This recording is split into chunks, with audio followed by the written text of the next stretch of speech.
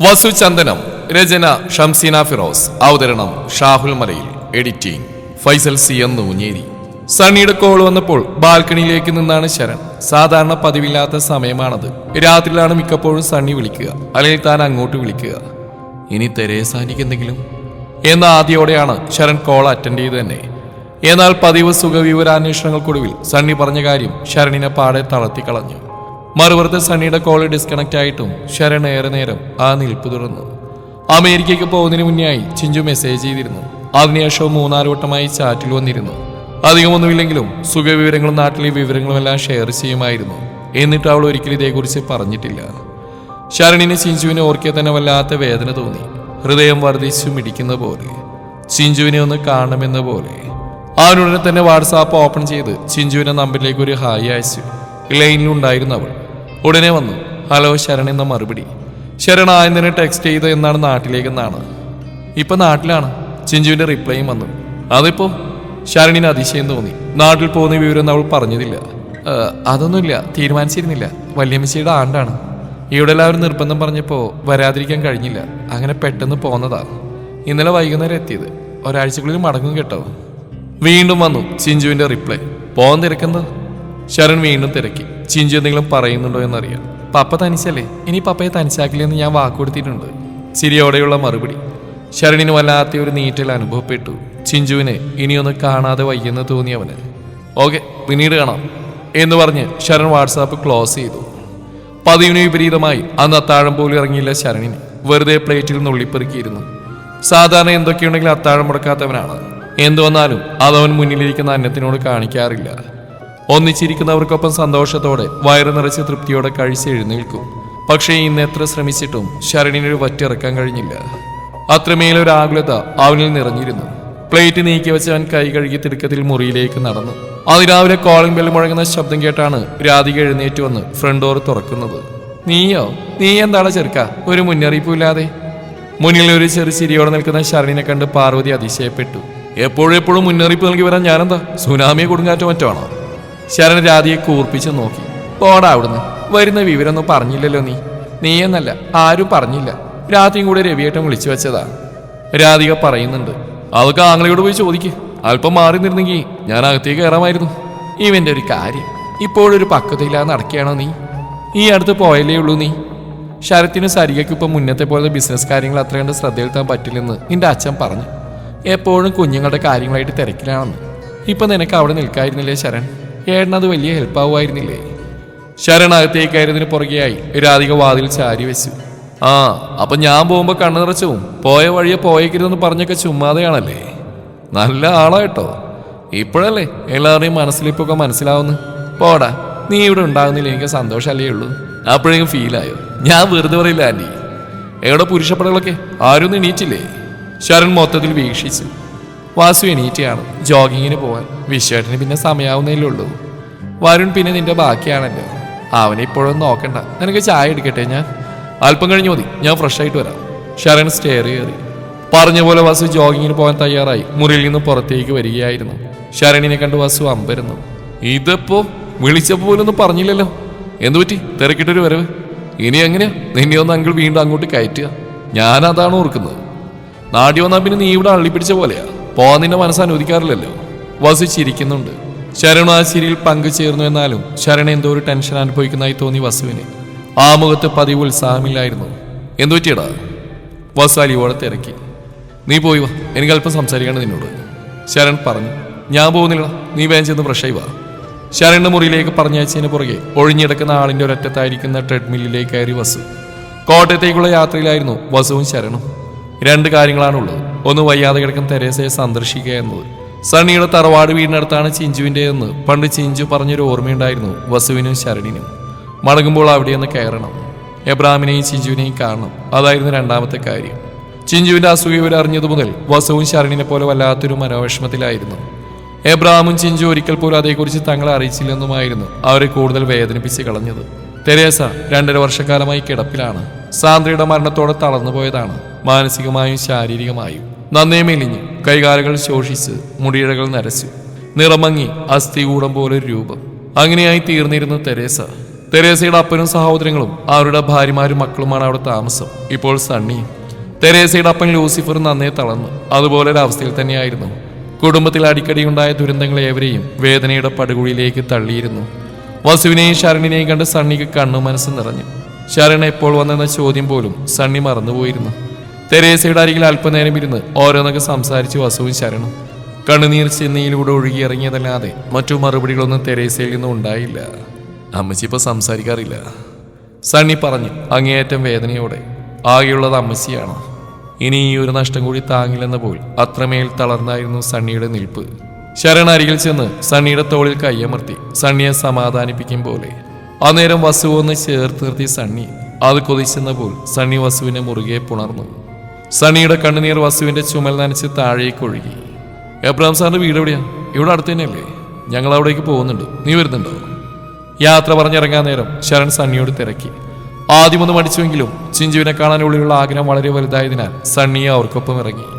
കുട്ടികളെല്ലാവരും മുറ്റത്തെ വലിയ മാവിന്റെ ചില്ലുകളിൽ ഉത്സാഹത്തോടെ കയറുന്നതും പാകമാവാത്തതും പഴുത്തതുമായ ഓരോ മാമ്പഴങ്ങൾ പൊട്ടിച്ചിടുന്നു നോക്കി ഉമ്മറപ്പടികളിൽ ഒന്നിൽ ഇരിക്കുകയായിരുന്നു ചിഞ്ചു.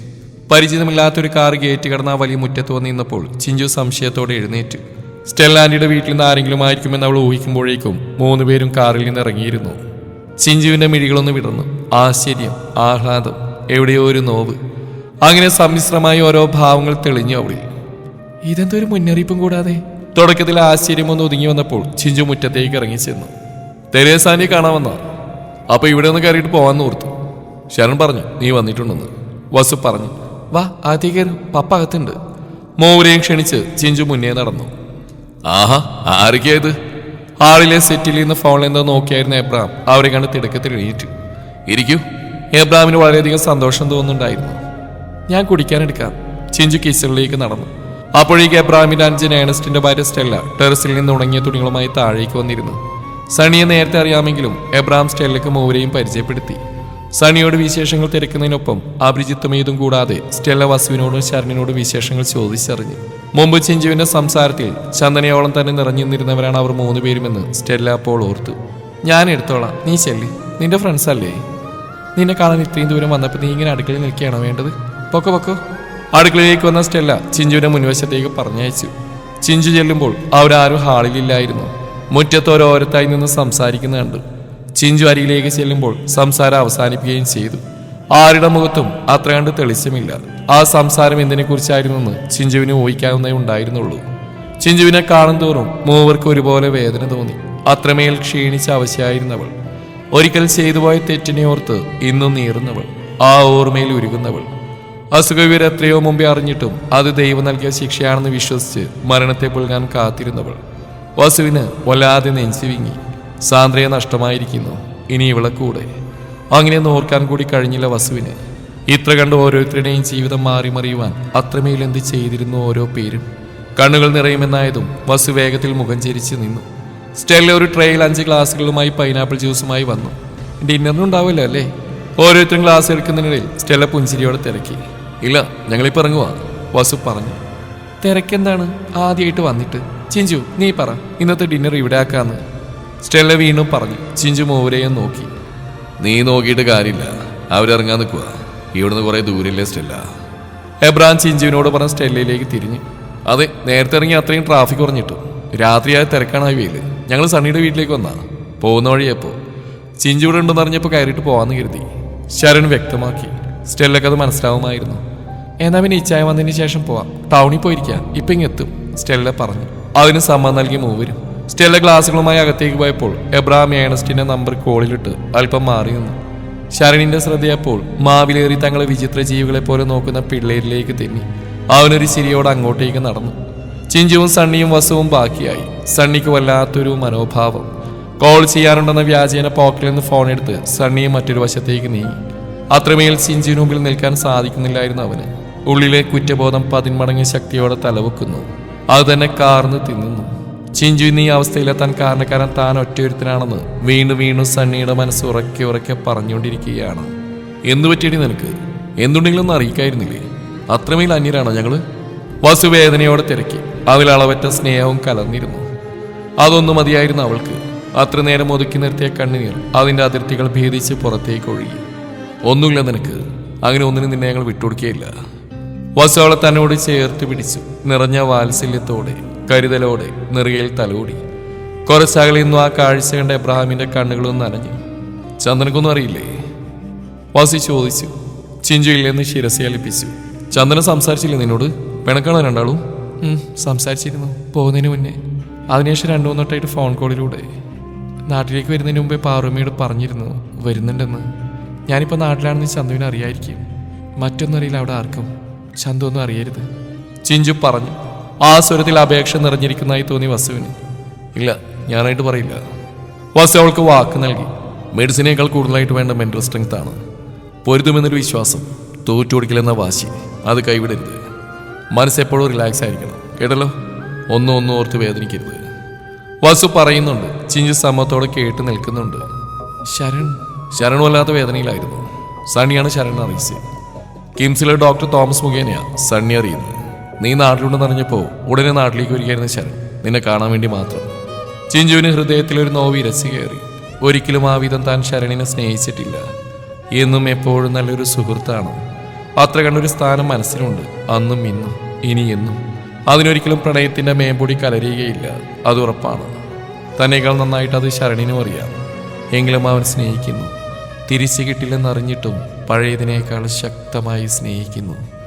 ചിഞ്ചുവിന്റെ തൊണ്ടക്കുഴിയോളം എത്തി നിന്നൊരു വിങ്ങൽ. സണ്ണി, അവന് വേദനയില്ല.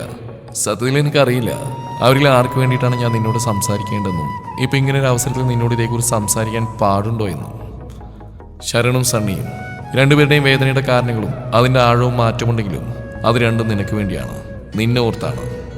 ശരണിൻ്റെ സ്നേഹത്തിന് ഞാൻ ഒരിക്കലും അർഹയല്ല. ശരണിന് മനസ്സിലൊരു സ്ഥാനമുണ്ട്. പ്രണയം എന്നൊന്ന് കലർത്തി ആ സ്ഥാനത്തിന് കോട്ടം വരുത്താൻ ഞാൻ ആഗ്രഹിക്കുന്നില്ല. ശരണിനോട് പറയണം, ജീവിച്ചിരിക്കുന്ന എക്കാലവും ഞാൻ ശരണിൻ്റെ ഏറ്റവും നല്ല സുഹൃത്തായിരിക്കുന്നു. എനിക്ക് വേണ്ടി കാത്തിരിക്കരുതെന്ന്, ഒന്നിനു വേണ്ടിയും ശരണിൻ്റെ ലൈഫ് സ്പോയിൽ ചെയ്ത് കളയരുതെന്ന്. ചിഞ്ചു കണ്ണുകൾ തുടച്ചു നീക്കി. അപ്പോൾ സണ്ണിയോ?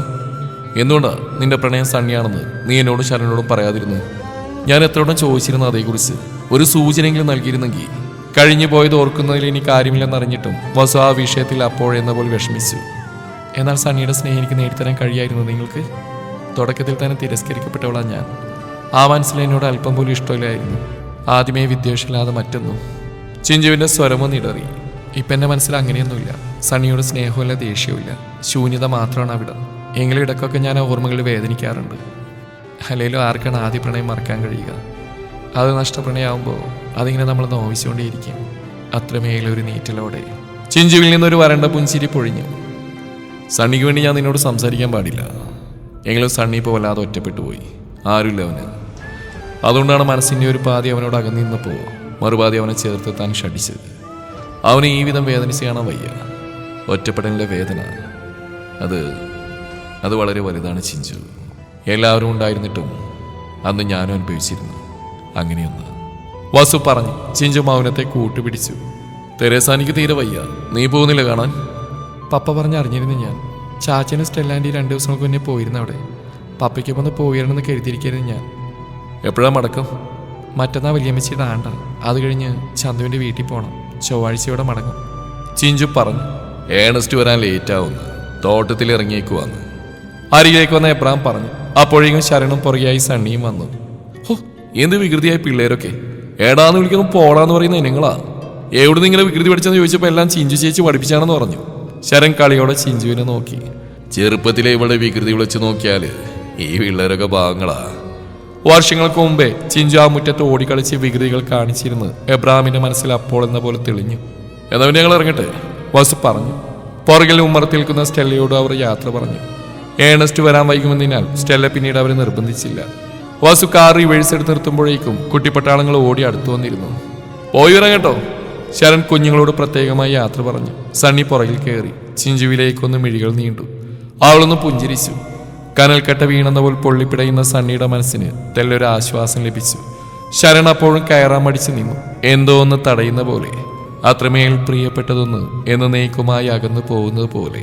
അടക്കാനാവാത്ത നോവോടെ ശരൺ ചിഞ്ചുവിനരികിലേക്ക് ചെന്നു. അവളുടെ മിഴികൾ ശരണിലേക്ക് ഉയർന്നു. ആ കണ്ണുകളിൽ നീര് പൊടിഞ്ഞിരുന്നു. അതിലെ വേദന അവൾ വ്യക്തമായി കണ്ടു.